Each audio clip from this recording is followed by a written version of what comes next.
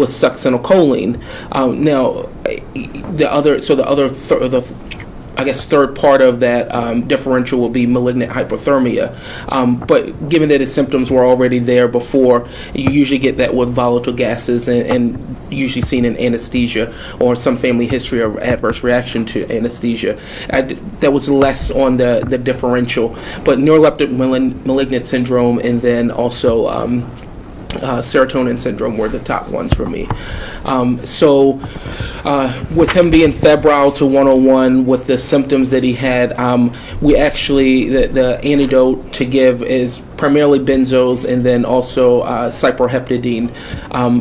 Cyproheptadine is interesting. It's only given PO. We had an NG tube in. I spoke to Poison Control. Poison Control really said that they recommended starting with the benzos first. So I had already started him on Propofol. I bolused him with Versed and then started him on a Versed drip. I got him up to about 6 or 7 on the Versed drip, and his blood pressure improved. His heart rate is like 80s to 90s. We put him on a cooling blanket, and he was much more stable than he was. We put him in the ICU. His initial gas was 7.19 with a bicarb of 17. He had a lactic acid of 8. His CPK was borderline elevated, like a couple hundreds, not in the thousands at all. So I thought it was a mixed picture, but looks like it's possibly a serotonin syndrome. Really early cases will follow up and get back with anything that they find additional. The only other thing was, with this being a tox case, you want to make sure that you evaluate for other signs of or other toxic exposures. Tylenol. Of course, his LFTs were mildly elevated in the 100s. His T-billy was also a little elevated, and he had a pneumonia. His UDS was positive for opiates. So did he possibly take some Percocet as well? And where was he at in that spectrum? So I added acetadote as well, just because it's for the liver protection. Salicylates were negative, and everything else for the most part was negative as well. Also being febrile, and he had a white count of 19, I covered him for any type of infection. His glucose was elevated to 330s, but he had no ketones. So I didn't really think it was a DKA picture, but these patients can be really sick. They can have a lot of different things. The pathology or the differential has to be very broad. And so, we're treating him for multiple things. Just because until we can get, some source and clearing it up a little bit. So that's the case. Did you think infectious? I didn't think that it was infectious, but because, you have a guy with a white count of 20 and a left shift and he's febrile, the chest x-ray was negative. I did a head CT. The head CT was negative. Clinically there was no other signs of infection other than he met all SIRS criteria. He was tachycardic. He had a lactic acid. Oh, excuse me, not that that's part of the SIRS criteria, but he had a white count. He was febrile. So I felt like to not cover him at least for one dose would not necessarily be the right thing to do, and it has little harm to cover him. So I did cefepime and vanc and gave him a fluid bolus. He was tachycardic enough, and he needed to clear the lactic acidosis anyhow. He's a young guy, no history of heart failure. I don't think that the harm in giving him any of that would do anything, so I just gave it. Do you think about tapping him? So that was the other question. I did not tap him. It could have, yeah. It could, febrile 100%. Yeah. He was febrile, yeah. The question is, should we have tapped him? Probably. I did speak to ID. ID felt like we could at least just cover him with the antibiotics for now, and with his history, maybe just kind of stick with that, and if not, then we'll get the tap in the morning. Because from the history, it was more likely kind of a poisoning. Right, exactly. So, and we have the benefit of having prior records if we have the patient's identification, but right. Especially pre-hospitally, sometimes the only thing you have is the environment. Right. So is there empty pill bottles? If you already know the house, that's usually bad, but we all know that some of us just know the people's houses. Right. And, do they have a fresh prescription that's just completely empty? Little things like that can kind of like hint us in. If there's a jar of Benadryl that's, with the safety wrapper on the side and empty, it's like, did you just take like 100 pills of Benadryl? One of the things, especially in the U.S., that we have is we have these large bottles of pills, and this doesn't exist in other countries. Other countries, what they have is blister packs. So like, you want to go like hurt yourself, you're popping each blister pack. Once you get through like 10 of them, you're just like, screw this. This is more frustrating. But if you can just like pour 50 into a hand and just gulp it down with some vodka or some other sort of beverage of your choice, it makes a difference. Right. So the big thing is like know your toxidromes. Right. The worst thing, especially for stuff like this, is like just be like, oh, he's just drunk, or oh, he's always like this, and it's like, no, let's assess for other things, and just rule out all the dangerous things before we assume anything. So. No, that was a good case. I don't have a case, but I have a question for the group. Is that okay? So, can you see DTs in a patient without vital signs consistent with alcohol withdrawal? That's like, yes. Yeah, I don't know. Yeah. Okay. Delirium tremens is defined as disordered hallucinations in somebody in. Yeah, but somebody in alcohol withdrawal. That's my question. So somebody that's not tachycardic, not hypertensive, So there's a thing called alcoholic hallucinations. I've seen it frequently, and they have normal vital signs, but it's not consistent with delirium tremens. And I think delirium tremens is that instability in vital signs, tachycardic, hypertensive and stuff. I have a case actually, unless you guys are going to add to his question. So I'm going to kind of give you the story and then just kind of throw stuff at you and see how you would manage it, because I think everyone would have managed it a little different, or maybe we would have all managed it the same. So you get a notification for a shooting. You call in, you get a little bit more information. It's a shooting to the chest, and the person is still conscious. So you're on your way, and then you hear over the radio it's they're requesting medevac. So you're okay. You meet them at my first question is the scene saved? Correct. Yeah. They have exited already the house. They're at the landing spot. You get there, and then you get a little report. It's a middle-aged elderly man, shot to the chest. He's awake, conscious. There's an entry and an exit wound. You do your physical exam. There's you can see like a round wound here, and it looks like it's through and through to the back. What do you do? How do you prepare yourself? You got to be careful what you call an entry and exit wound, because it's hard to like differentiate the two. Unless you're some top level forensic pathologist. So I think you just got to realize that you got 2 shots to the box, and I think somebody that's awake and alert and talking to you, there's a little bit less rush, and you gotta I would just go ahead and clear the box, finger thoracostomies, pack him with gauze, and get him on the medevac and out if he's that stable. You know what I mean? You're looking for secondary signs, but I think you have to clear the chest in somebody like that has 2 to the box. You don't necessarily need to do much else, I don't think, but definitely finger thoracostomies, both sides. Especially if you're flying them out, you have to worry about the air in the chest, and if the gunshot wound is very fresh, you're not going to have a tension pneumo. Tension pneumo takes time to develop. Right. So that would be my only concern, is that this patient who looks stable, who I've had the exact same case, they look stable, but granted mine didn't look that stable, but they look stable, but it takes time for your body to catch up with the issue that it's having. So if they're bleeding to their chest, my thing is, listen, you have a wound that is going through and through. You have one entry, or you have one here and one on the back. You have 2 wounds. there's stuff that's here. There's a lung here. It's going to hit it.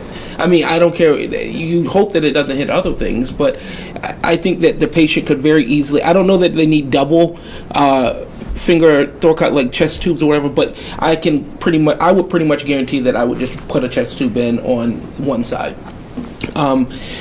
I would do an ultrasound. I'd rule out that there's some sort of pericardial effusion. Remember, it only takes a few cc's of blood to put a person into tamponade.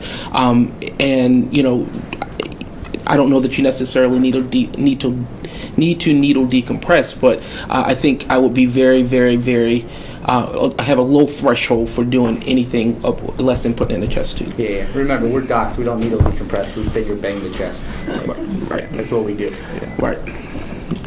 So, so you guys are talking about, what are you taking out of your bag? I mean, out of your truck? Ultrasound?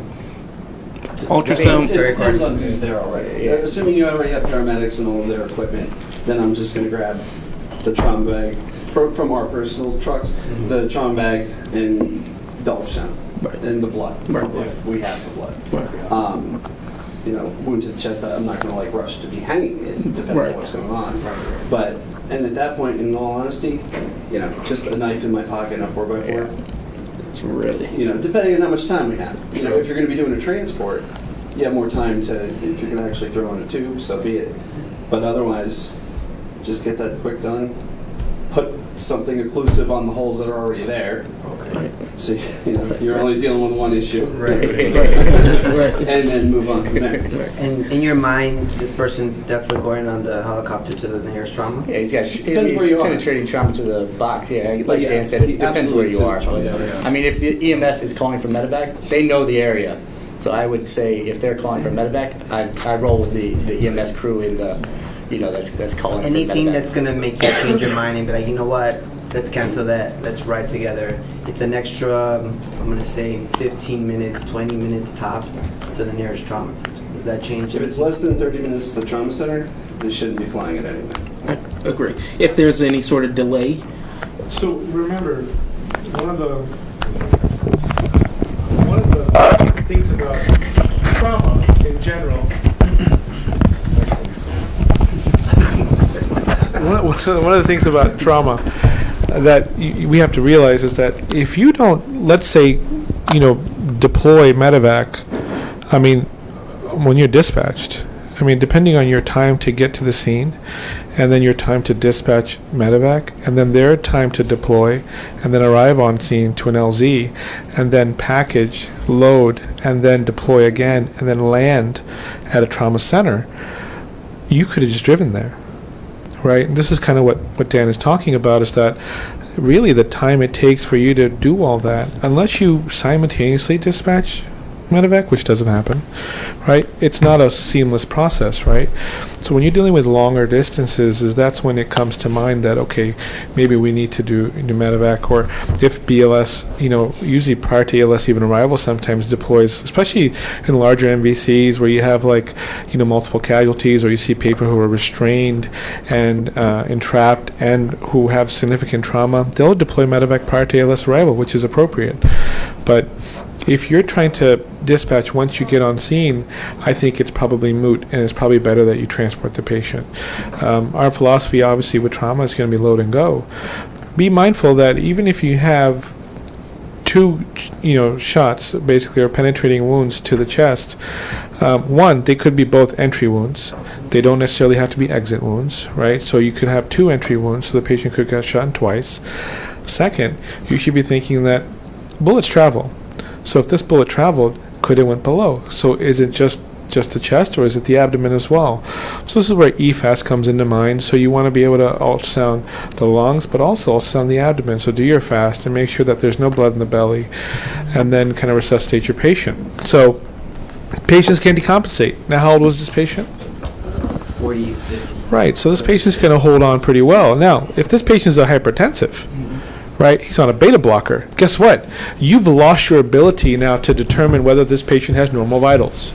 Okay? We don't know this patient's medical history. So if you've got somebody who's on a beta blocker, he could be tacking away, but he's not having that response that you need. So you really can't effectively rely on that heart rate to tell you, yep, this patient is decompensating. So really what you have to do is kind of look at the patient. When a patient's, kind of circling on that drain, what we talk about is that, they're going to become diaphoretic, they become a little bit clammy, now they're looking a little bit sicker, now they look a little bit altered, or they're not perfusing. Sometimes they get agitated, So you're looking for all those signs of like, okay, how is this patient decompensating and what process are they kind of moving towards? So I think there's a lot of things at play. There's a lot of things to consider when you're determining how quickly or how fast you resuscitate a patient. From our mindset, mind you, now, this is the patient that Reboa wouldn't be the best case because the fact that you got somebody who's got a penetrating wound to the chest, and now Reboa may not actually deal with the issue that at hand for this patient, but in the back of your mind, you're thinking, this patient's stable now, but if this patient becomes unstable or becomes peri-arrest, I have to consider opening this patient's chest. All right? So all things to consider in this patient is, 1, resuscitation with blood, maybe TXA, right? 2, moving forward with peri-arrest type scenario, do I need to open this person's chest? And then 3, yes, you can probably do a finger thoracostomy and put a chest tube in to evaluate the chest to see if you're getting a lot of blood out and whether or not this patient has significant trauma. Obviously, you can auto-even transfuse this patient, which would be good for this patient as well. So if you get significant blood loss, you can auto-transfuse the patient, which is great what we can do. Otherwise, you kind of give the patient blood, go from there. One thing you always want to be mindful of, where are you putting your IV?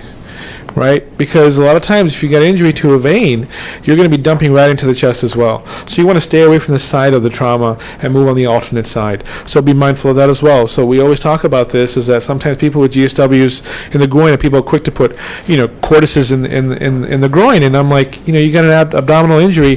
What if you hit the IVC? Now you're dumping blood into the abdomen. So this is where you put a cordis into the into jugulars, right? So these are my thoughts and kind of what we should be thinking about. All right, so I'm gonna continue. So you enter, you see the both wounds. You get a little bit of a history. This person has a history of kind of like suicidal ideation, maybe suicidal attempts in the past.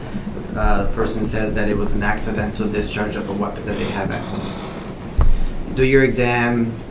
Vitals surprisingly are stable. I'll tell you the vitals in a second. And then you grab the ultrasound immediately. You do your ultrasound echo, and then you see no pericardial effusion. Okay. You look for blood by checking the splenorenal area behind the diaphragm, and you don't see heavy blood or any of the lung seal sign or lung sign, whatever the sign is called. You check for I'm sorry? Sail sign. Sail sign. Sail or seal? Sail. Oh. It's like a sail flapping in the wind.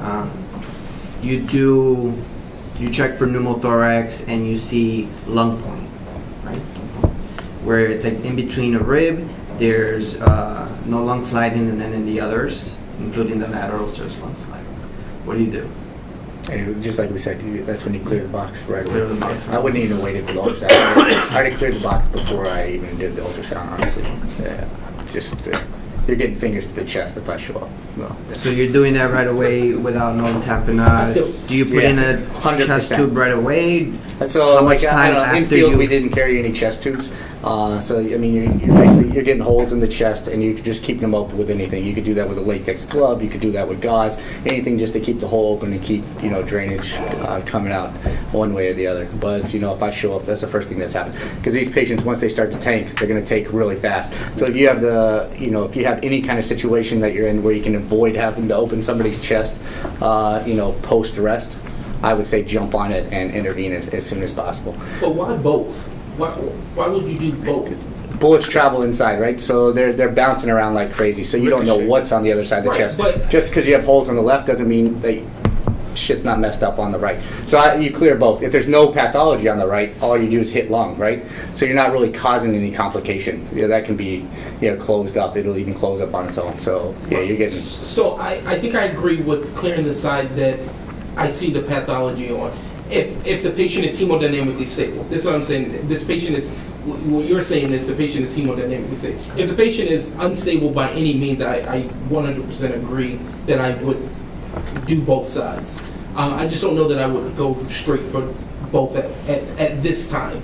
Telling me what you're saying, I would go on the side.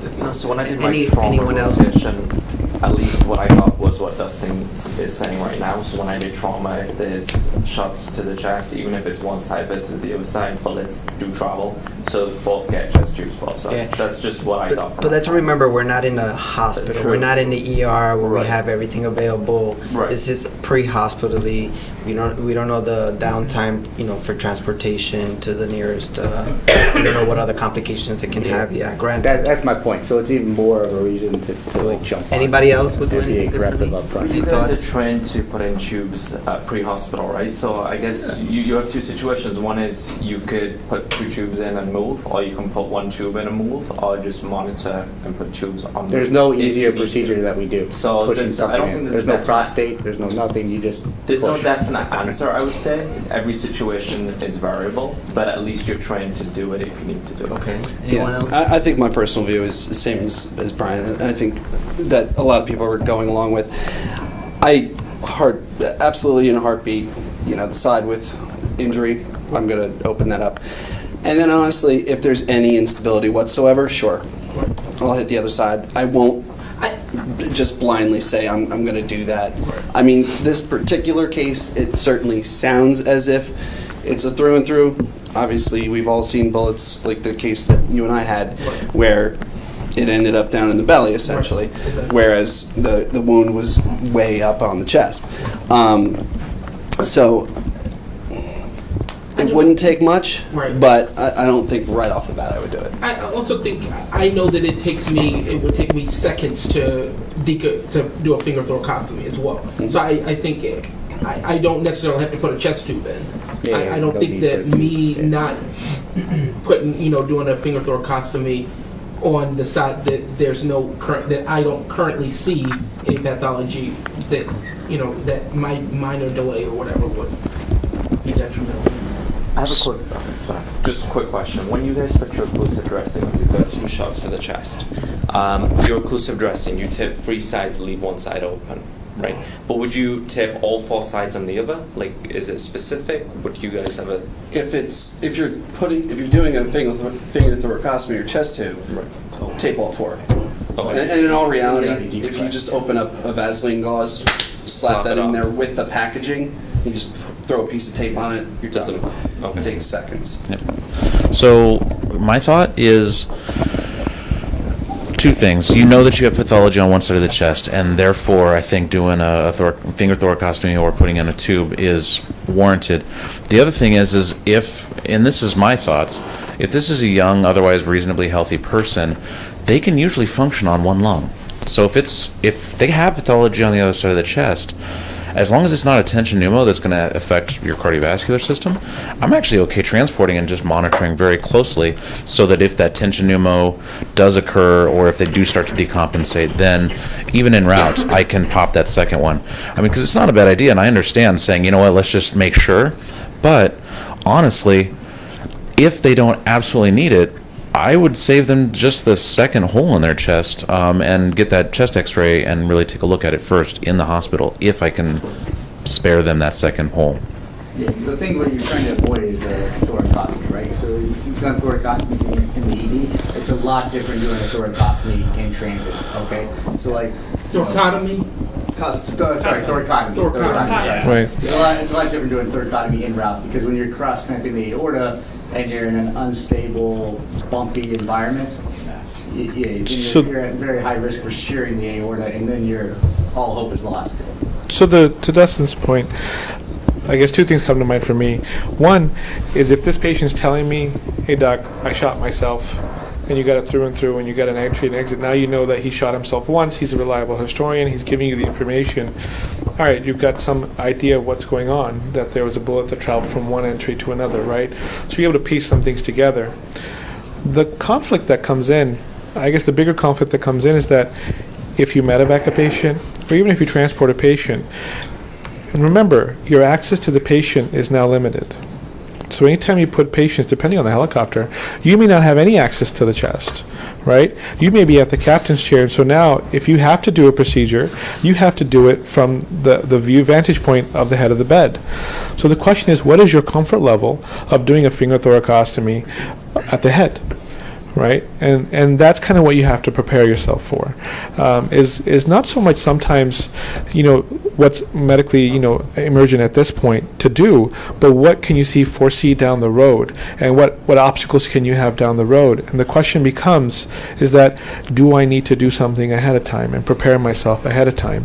Because when you now have a patient decompensating mid-flight and you're unable to get to their right side of their chest, how up the creek are you? And then you end up probably needle decompressing because you can't get to the chest. Or you may do a finger thoracostomy and you may successfully do it, but it just may be a little bit more challenging. So the question is, what risk do you want to take? When you're in the back of an ambulance, same thing. You're maybe at the side of the bed on the side and on the bench seat, and that might be okay for you to do, and you might be able to have access to the chest as well. Or you could stop the ambulance, certainly, and then get access to the chest, so that's also an option. So you have time. The good thing, about being in a trauma center in a hospital is that you can shoot an x-ray and you get an answer right away. Pre-hospitally, we have ultrasound, which is great. And so if I see lung sliding, I don't see any effusion, which could lead me to thinking there's a pneumothorax, then I could sit there pretty and say, okay, I got time. Let's go in the ambulance and put just, a finger thoracostomy or chest tube on the side of pathology and move forward. But if you don't, or let's say you don't see lung sliding, or you see, a large effusion thinking there's a pneumothorax, then I would do another chest tube on the other side as well. So those are the factors that come into play. But always think in the back of your mind, what obstacles may I have down the road that are challenging, especially in flight, that I need to mitigate now. Especially when we do HEMS or even like fixed wing, we start thinking about these things on longer flights. When we do long distance flights, what problems will we have? Sometimes we'll take an airway prior to, because we know that we're expecting obstacles or expected, kind of issues that come awry. So always think about that ahead of time as far as what obstacles will you have down the road. Just a quick question based on a comment that you had made before about autotransfusion. If you could just explain that for people that don't know what that is. Oh, yeah. Autotransfusion is great. So basically what it is that autotransfusion is you giving the blood that you lose back to the patient. So a lot of times what we can do is that we have, when you have trauma to your chest, what we do is put a chest tube in. So it's a large, a hollow catheter that goes into your chest. And essentially it's just draining whatever's in the chest. So in trauma, it's going to be blood. So you're draining blood into to the chest tube into what we call a pleurovac, which is basically just a container. And that container basically will hold the blood. So what do we normally do? We just let the blood sit there and we call it a day. However, that being said, there's technology out there where we can actually now take that blood that's sitting in the chamber and reverse it and put it back into a bag to where we can actually now give you that blood. And that's called autotransfusion, which is great. So we're now giving patients their own blood, which is, again, better, and it's whole blood, which is also better. And it allows them to resuscitate their own selves, essentially. Yeah, so to kind of go back to the point that you were talking about earlier, I really think that it's important to think, part of your medevac decision-making tool is this person going to, decompensate in the area where we have limited access? But the other thing really is, and just to drive home that point, is just remember, the moment that we call for a helicopter, they have to pull the helicopter out of the hangar, get it going, they have to get approval from all of the helicopter transport team that we're going to do this, go up, get to the scene, land, get the patient in, which is an entire packaging sort of deal. Take off again, fly to the to the hospital, land again, unpackage the patient. If I can't drive an ambulance to a hospital and get them into that hospital in the amount of time that it takes to do all of that, that is a long, lengthy process. I can drive practically from Trenton to Newark in an hour, lights and sirens. So we really got to be thoughtful about, when we're calling for a helicopter, and is this going to be better served just driving? All right, so I'm going to continue. So you have this middle-aged elderly with accidental discharge with 2 wounds, one in front of the left upper chest, one in the back. Systolics of 140s, heart rate of 90, pulse ox fine, not on a non-breather, no pericardial effusion, no hemothorax that you can appreciate, and just lung point of like, I don't know, a few centimeters. Okay. We talked about, okay, finger thoracostomy. Some will go to the stand and put it in the chest tube. Just rather than going back and forth, who would send them in the medevac? Is there a delay? That's where you gotta really talk to your EMS crew, because they know the area. So you're about, like I said, you're approximately 25 minutes. I would transport. You would transport. By ground, 25 minutes, yeah, I think you just start rolling. Okay. I mean, So- if the helicopter's already on the ground and it's Yeah. literally just load them and go, Well, that's then right. the helicopter's gonna be faster. Right. But if I have to wait for the helicopter, Right. Right. That's, Exactly. So if the helicopter. So the helicopter is there, ready to go.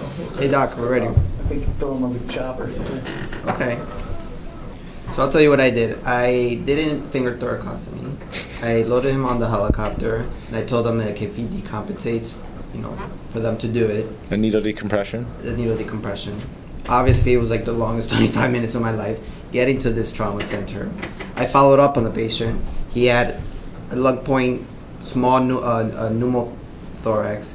In addition, he had hemothorax, but not much that was forming. Still stable at the facility, and then eventually ended up getting the chest. But you heard yourself. And the question is- Leave EMS crew with a needle decompressed chest with potential for hemothorax, right? So bleeding into the chest, like needle decompression is not going to work, right? So the patient has like a very high risk patients to really start crashing in that kind of situation. Yeah, definitely. I was definitely very nervous, and I was like, what if this patient, I don't know, ended up developing a pericardial effusion, loses pulses, and you need a physician there to do to open up the chest and release the heart and stop the bleeding or anything like that. So definitely questions, whether you should transport them on the ground or send them on the medevac quickly, whether we put in the needle early, whether we put in the chest tube in the field, increase the risk for impairment in the future when they're relatively stable, etc. A lot of questions, but I think it was overall a good discussion. Yeah. Any other thoughts out there? Well, the big thing is the definitive care, get them to the OR to do whatever repair they need to do, and you made the decision in the moment, and that's it. Yeah, I mean, regarding the lung point, I think there is evidence that if you monitor a lung point and it's an isolated pneumo, not where there is a risk of a hemopneumo or something like that, then you can use that as a decision whether to put in a chest tube. But I think all that literature is from the critical care literature. So if you're monitoring that lung point and it'll resolve eventually, then you don't need to put a chest tube in. But if it's expanding, And the fact that you see a lung point means that there's a hemo in there. There's blood. Because if it's air, especially for our pre-hospital people who are using ultrasound now, you're not going to see a lung point if there's air.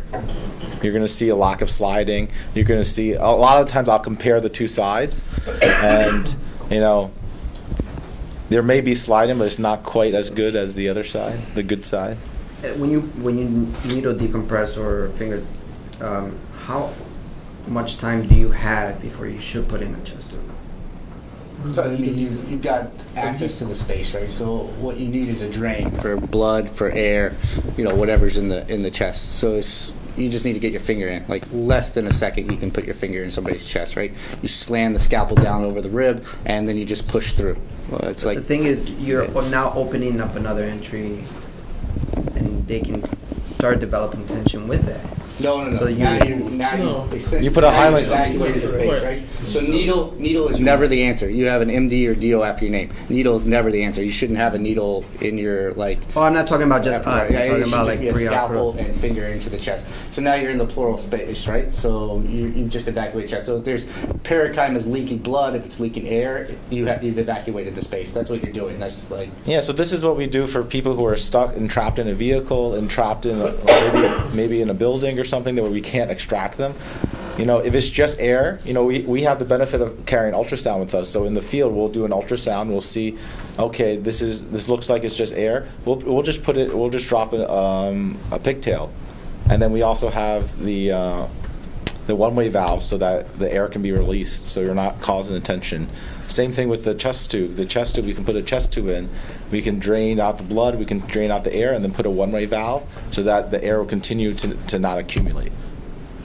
Right. The training that I've gotten is if you needle it, take the needle out because you've now released the air and then you don't want, and then you cover it. Some people leave the needle there. Or what you could do is, if you needle it, you do a stop clot, and then you can draw out with a syringe the air. So it depends on the needle that you depending on have. where the air is coming from, and if it just ended up being some injury to the alveoli or something like that. So if you have a needle that has like a wire in it A catheter, yeah. to keep it open, then those usually will maintain. But a lot of the times, if you're using an angiocath or something, it'll just kink and it'll occlude. So you release the pressure, and then you have to repeat it later on. It just reaccumulates. That's the problem. It's not definitive. That's the thing. Although many times I found that a 10 or a 14 gauge angiocath will actually maintain its shape well enough. It has much more of a rigid diameter to it, but anything less than that, it's just going to collapse. So. You can always put it in your, instead of going in the second theta, just put it in the fourth and fifth, and then just convert it if you need to. You know, so. Yeah, I think we earlier did one of the journal articles we read on was about that the subclavicular is many times just you don't enter the space, and so you're right. Fourth or fifth anterior axillary line is where to go. All right, let's switch over to some of the articles.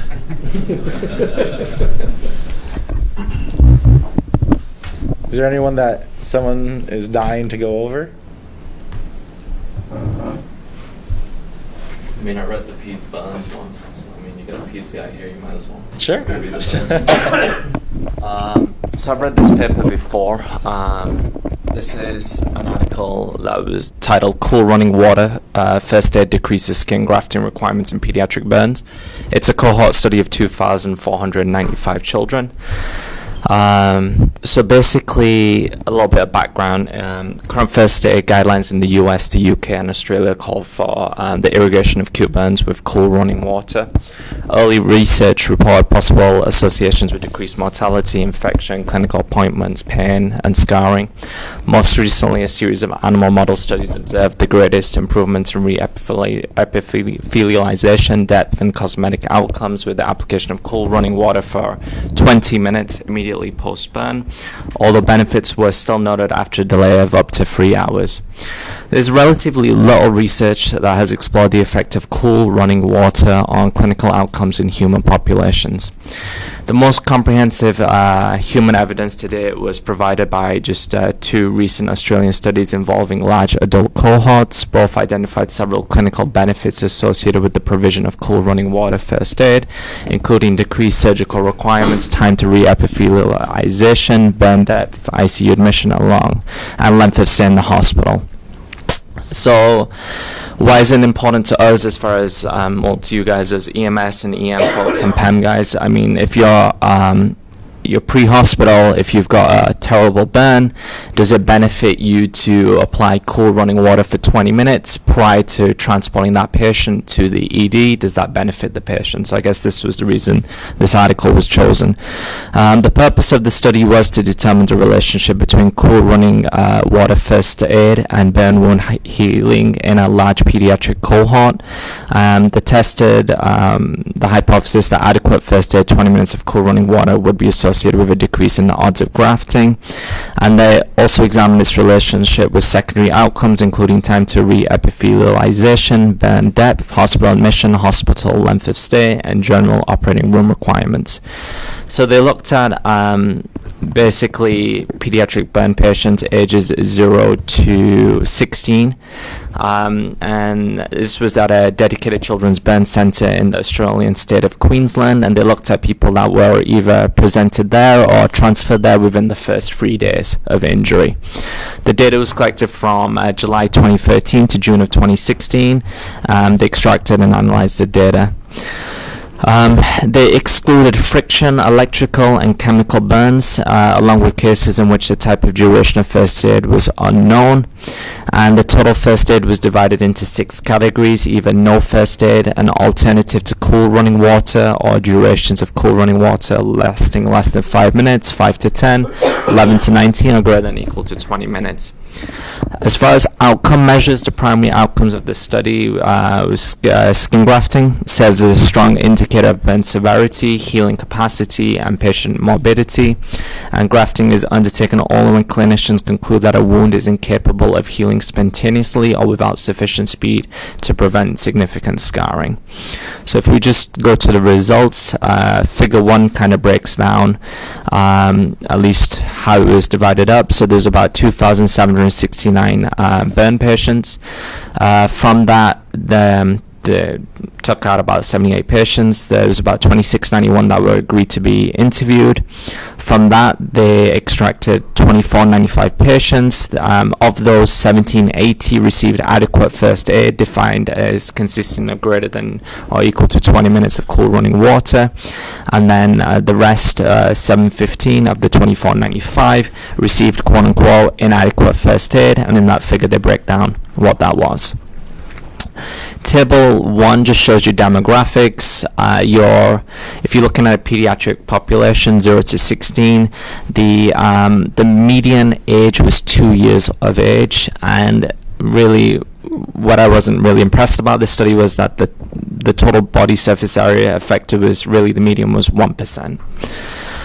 60% were male versus 40% female, and they were looking at scalded burns. If anyone doesn't know what a scald is, it's just a wet burn, anything that's not dry. Okay, so 49% mechanism of injury was a scald.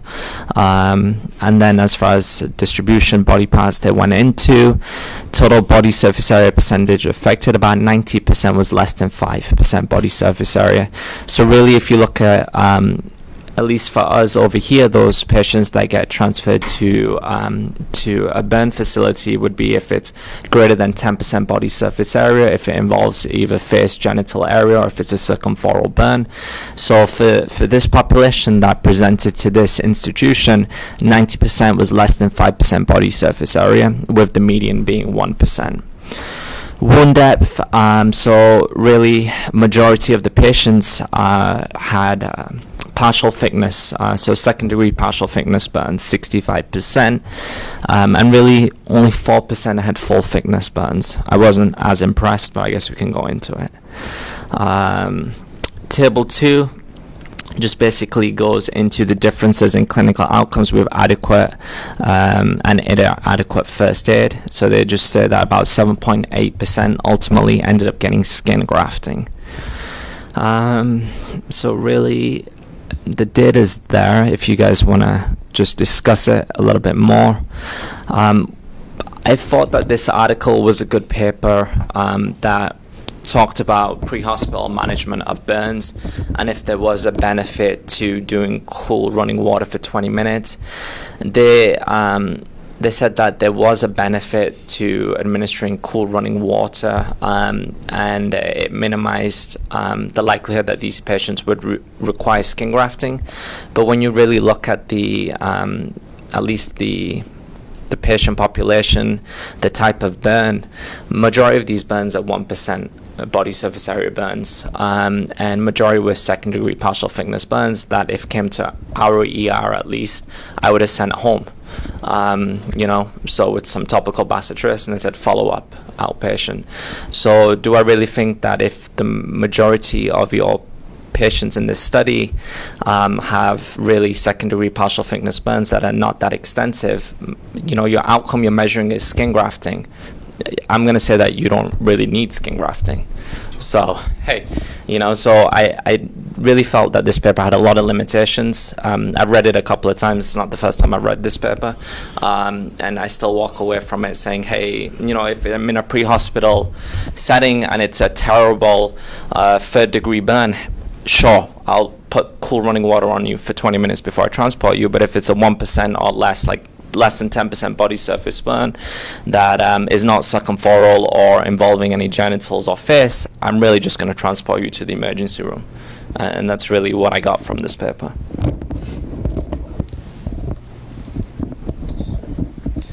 I mean, that's the real question is, is the patient going to benefit more from having the cool running water placed on it and delay in transport? I'm not sure if this necessarily answers that, because one of the first thing we learn about burns is stop the burn. So what caused the burn? If it's a chemical or something, we want to get that out. And I think that's the real benefit to this 20 minutes. So maybe 20 minutes isn't the right answer. Maybe it's less than 20 minutes. But irrigating the area out so that whatever was in there, also getting any contaminants out of the way as well. And that's sort of the big thing with this. Low percentage burns, the thing that we worry about is the actual outside of the burn. So what we learn always is that a third-degree burn, all the nerves are shot. So the third-degree part isn't what hurts. It's everything around it. That's the second-degree ones. And then also just using this as a review to remember your rule of nines, as well as, what are burn center criteria, the circumferential. Also, if you have a trauma versus a burn, where do you go first? Most people will say go to the trauma center. And then for us in the field, does the patient need an escharotomy?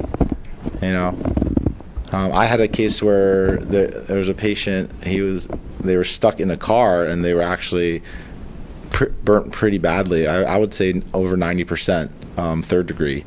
And essentially what I prepped my team, I was like, listen, patient, do your initial assessment. If the patient's still breathing, heartbeat, I'm going to do an escharotomy. We're going to land a helicopter and we're going to fly them to the trauma/burn center.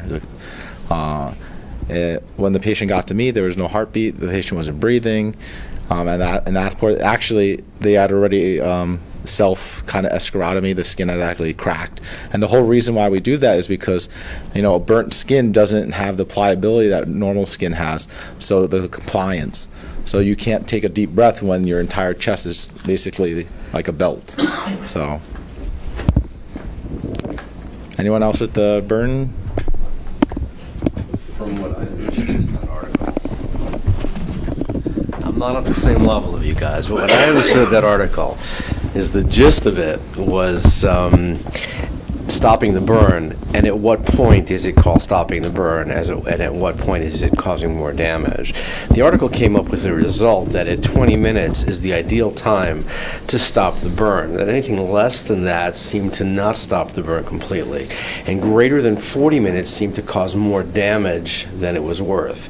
So the number they came up with at 20 minutes was what they found in their study, that at this point the burn has stopped, and now let's move forward. And we found in the field that if we can keep a patient under running water for 15 or 20 minutes, there's a significantly less pain that exists afterwards, and the transport becomes that much easier. It's difficult to take a patient who's screaming in pain to a hospital, and then you start dealing with, are we giving the patient opioids, are we not? Are we trying to avoid that? If we can do it with cold water, then why not go that route? The problem that I'm concerned with is that, correct, the study looks at patients that have 1% of their body burnt. In the United States, we don't consider that anything, and you're not going to take that patient to a burn center. But if you had a patient, specifically a pediatric patient, that had 10 or 15% of their body burned, and you're going to run them under cool water for 20 minutes, now you've got to start dealing with hypothermic issues. And how do you deal with the hypothermia during the time that you're running this cold water? And is it possible to simulate cold water running en route to a hospital? And that's really my difficulty with the article on how to proceed with it, even though the concept of the 20 minutes works well. That's just my take from the article. On it, they said 20 minutes was ideal, 30 minutes and up is when you start seeing hypothermia and all of that. So, but that would also have to do with the body mass. Correct. So if you're dealing with a 20% burn, you may see hyperthermia at an earlier stage. Yeah. Even with a 1% burn, you may not see it's hypothermia I mean- at all. And whether it's on an extremity versus the core. But there, if you look at it, so larger body surface area in really infants, as you get older, the body surface area decreases. So the median age is what, 2 or 1? So at least then you know for the younger folks that have a larger body surface area, then maybe those numbers are more accurate for the younger kids versus the older. So my thing with this also is that this might be a good segue for EMD, where someone's calling 911, calling for, and the dispatcher can actually tell them, okay, take them and run them under cool water while we're waiting, and getting that time down. So if it takes 10 minutes for someone to get there, and keep them running as you get everything ready, you get the history, you get the vitals, and then by the time you're packaged and ready to go, you have your 20 minutes of running under cold water. The question is, does EMD work? And does it work in a large enough scale that you can actually, that a dispatcher is trained enough and calm enough, and the person calling is attentive Willing enough, yeah. to be able to deal with that? Yeah. That's a whole other set of issues. I mean, I think for the study, the biggest thing, I agree, the take home is this is a 1% burn. I mean, so clinically, it's not going to be very significant, to be honest with you. But I think, to the larger point, at least one thing I will say, and kind of Josh pointed on this too, is that, how do we manage the patient's pain?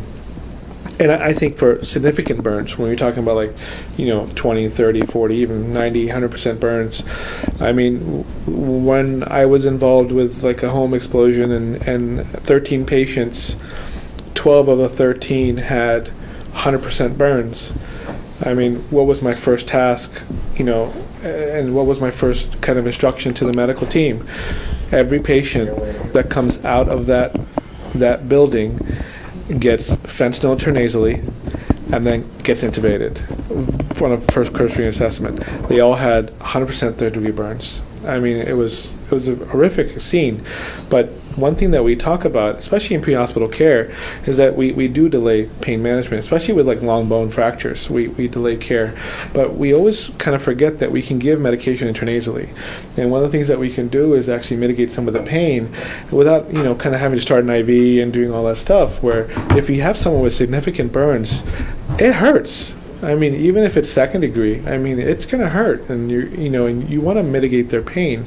So I think, especially for us, is giving something intranasal is fast, quick onset, and it will help them. And you're right, giving someone, cool running water, in winter in New Jersey, and then taking them out to an ambulance, they're going to get hypothermic pretty quickly. So we got another issue on our hands, and like Norman said, if it's the core, I mean, we got another problem on our hands, So, lots of issues at hand, and how to best, manage that, it's challenging. But I think that, appropriately addressing them, managing airway, and then kind of making sure we don't make a patient hypothermic is key, and pain management's key.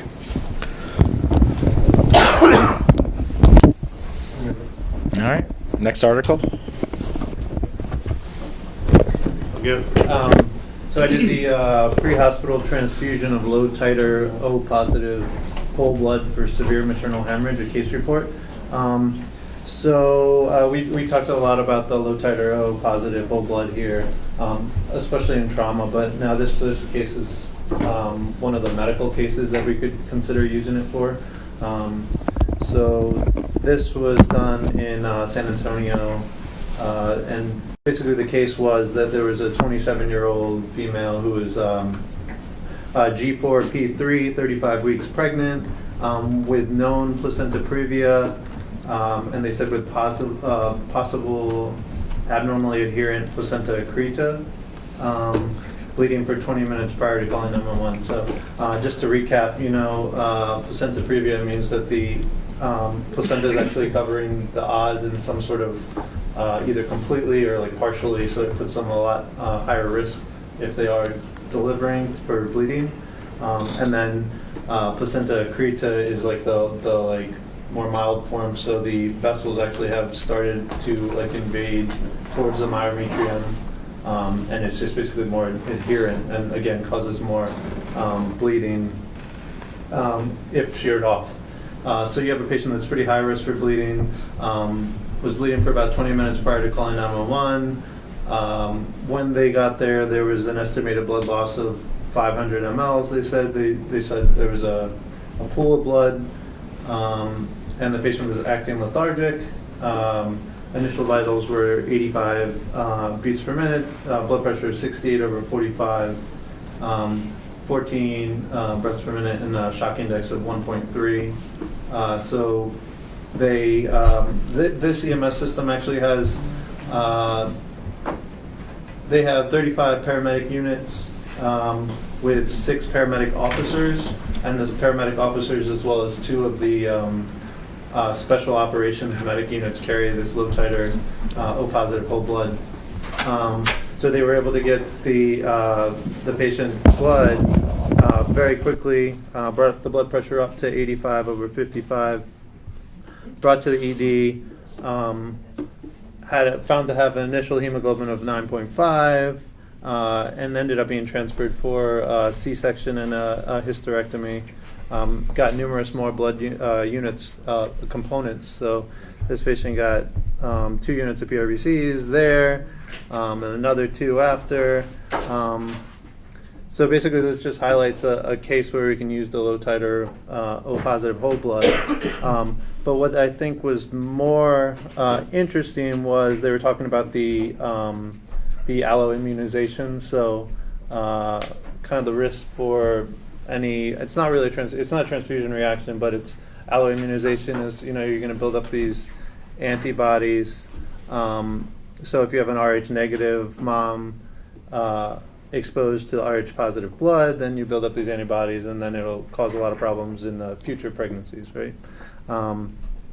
So the interesting thing was that they were comparing their rates of Rh negative patients, because they have like some of the numbers they were quoting, some studies showing 80 to 92% alloimmunization rates for just these Rh negative patients.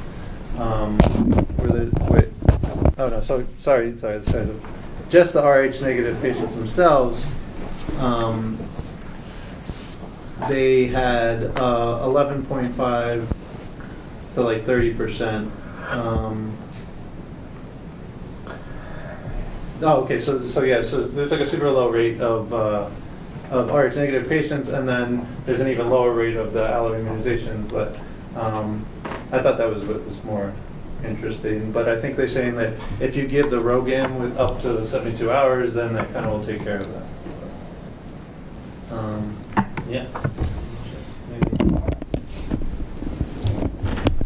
So I have a question for all y'all, because for me this would be like kind of a nightmare patient to resuscitate, right? You have a woman with praevia and a who's actively bleeding in the setting of giving birth.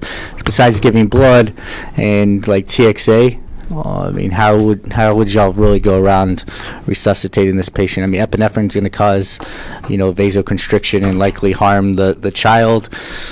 This would be like the worst case scenario. You walk into a patient's house and there's blood everywhere, and you're supposed to deliver the baby. I honestly, I'm trying to walk through what I would do in my head. So this patient is the perfect patient for RHoBoA. Okay, this is the perfect patient, and this is a zone 3 deployment, not even a zone 1, right? And this patient will essentially be resuscitated without even losing more blood, and you can now resuscitate them with whole blood. So this is why we keep the things that we keep, and why we push to, advance the technology pre-hospitally, because this will save this mother's life, right? So you definitely want to deliver the child, obviously, but now dealing with the hemorrhage, obviously you could do TXA, but then whole blood is going to definitely be paramount. I mean, miles ahead of giving just PRBCs, right? Because you want to help with clotting as well. But I think whole blood resuscitation, and then RHoBoA. I mean, this is the patient that you were doing it on. affect the, Placenta. child? That's Yeah, what- Yeah, that's what. Blood flow, then Reboa is probably going to restrict it quite a bit. That's how So I that's- look at so- but I mean, this is kind of a lose-lose situation, I think. But remember that you have to deliver, right? What's good for the mother is good for the baby.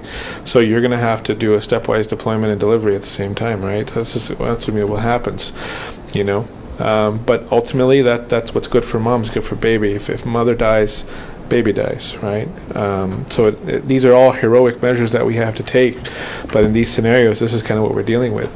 Again, you can also do partial Reboa, right? So it doesn't necessarily have to be, full deployment Reboa, and that's kind of what we talk about is that, what we need is to be able to have some hemorrhagic control. So partial Reboa is still something that can be done effectively as well. So I think both of those are valid options, but I think whole blood resuscitation is huge, and kind of move forward. These are very difficult patients, very challenging patients. But just like anything else, you think about when we have patients with GI bleeds, that's the patient that obviously there have been some studies that have been done in Maryland. They're doing Reboa on those patients as well. But we see GI bleeds far more commonly than we do some of these maternal hemorrhages. And how do we resuscitate those patients? Pre-hospital, it's kind of the same thing. You want to give them whole blood. You give them, you can give TXA. The literature is pretty sparse on that, but I would still give it. But I mean, you have to actively resuscitate them, and that's the key. And a lot of time it's just staying ahead of their volume loss, and ultimately is correcting what's going on, which is the abruption. Yeah, I would deploy Reboa a lot faster in a GI bleed, but the only difference the fetus in this situation. You have Understood. a viable, pregnancy. So that would just be, that would be the worst resuscitation for people. Time does Reboa give you? 20, 30 minutes? So it depends, right? What we talk about is that we can actually extend, Reboa for quite some time. You can actually do complete occlusion for about 45 minutes. Now, the question is, if your transport time's longer than that, you're kind of held with a challenge. But a lot of times what we think about Reboa is allowing for clot formation. So the premise is, and when we talk about partial Reboa, is that the premise is that maybe, just maybe, we need to just deploy the Reboa for 15 minutes. And so what happens is that if I deploy the Reboa catheter for 15 minutes, now I've slowed down this blood flow. I've allowed for blood to pool. I've allowed for platelet aggregation. I've allowed for clot formation. And now I've actually taken care of that clot. And now if I slowly release that kind of balloon and do partial Reboa, now you increase the flow state, and now you're able to actually sustain that clot and actually deal with the problem at hand.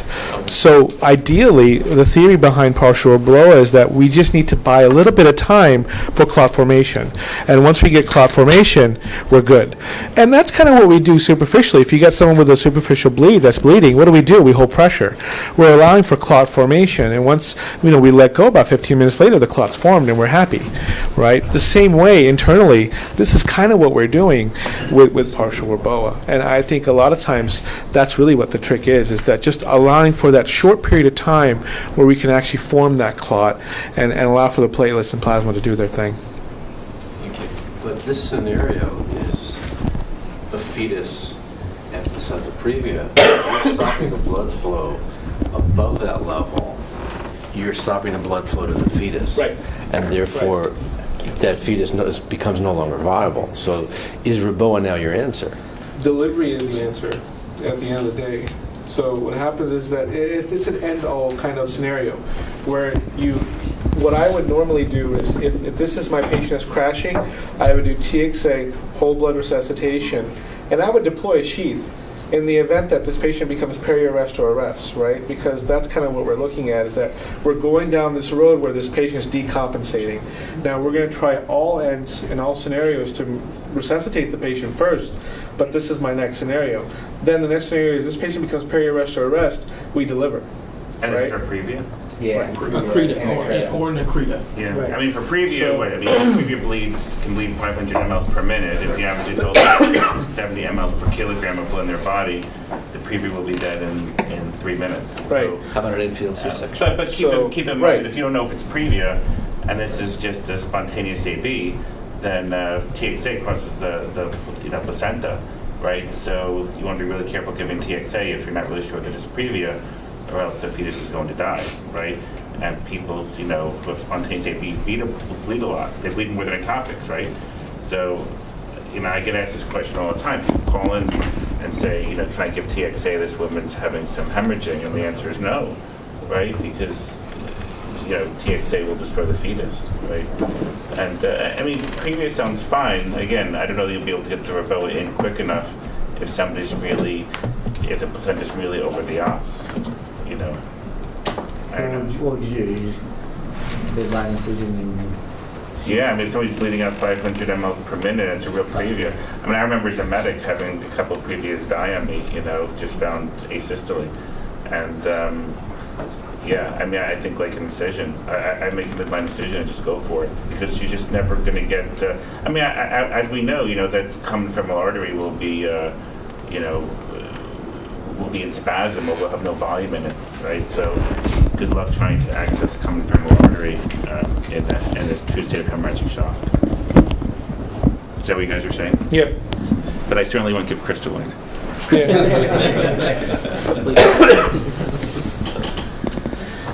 Any other comments? Have you guys had previous dying? No. I remember one time as a medic finding it was a woman who was bathed in blood, and she was asystole, and she was a previa on post-mortem. But I don't think we see it that much because hopefully most people just get some prenatal care, right? And we find previas all the time on first trimester, and we just follow them, right? It's not like it's an emergency in the first trimester. We just OB follows it and eventually moves off the internal os, hopefully.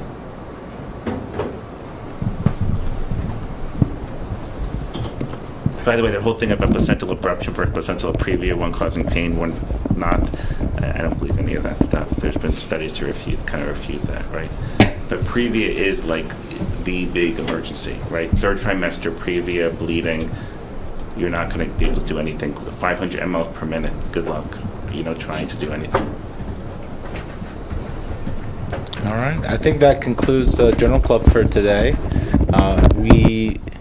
Our next journal club is definitely going to be at the latest November 18th, but we'll try and do one next week. But it will be posted online if we're going to be meeting then. All right. Thank you.